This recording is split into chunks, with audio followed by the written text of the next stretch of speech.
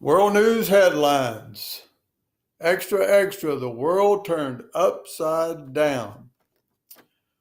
Because of Cornwallis's great British troop losses at Camden and Cowpens, as well as Gulford Courthouse, General Cornwallis retreated from the Carolinas up to Yorktown, Virginia, where he was met by General George Washington's army with French allies led by Commander Rochambeau, along with the French fleet in the Chesapeake Bay, blocking supplies and reinforcements. This had Cornwallis pinned in. His men, with continuous cannon bombardment, the British were kept under constant siege until Cornwallis had no other choice but to surrender, which led to the end of the war. So my fifth point is French support. Without the French, there would have been no surrender.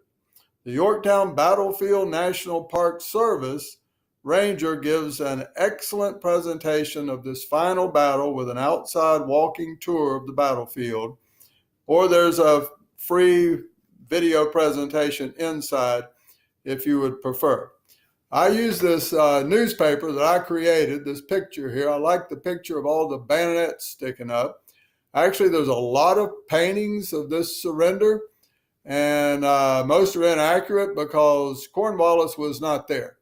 He sent his second in command to present his sword, the surrender sword, and as a consequence, George Washington called his second in command to receive it, and about 1,000 muskets that were laid down by the British soldiers when they surrendered. British forces surrender sword and muskets while the band plays "The World Turned Upside Down." So I did a little trick with my headlines there, as you can see. The French Revolution follows. Countries and political systems have been turning right side up ever since the American Revolution. Eastern Europe is a recent example. Freedom is a fundamental right. As a result of the success of the Southern Campaign, the war finally ended, which also resulted in British troops withdrawing from the colonies and about 100,000 loyalists being forced out of the new United States of America. The war had brought all patriotic Americans together for the first time, North and South, urban and rural, like only war can.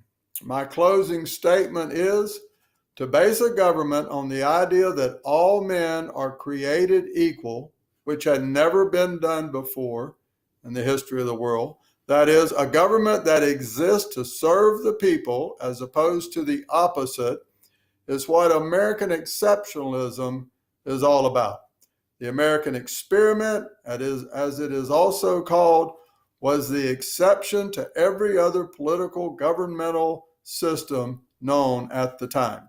The American Revolution was the struggle for life and liberty against all odds and continues today. America and our Constitution are exceptional, and America is still the most idolized country in the world. Thank you for coming to my presentation.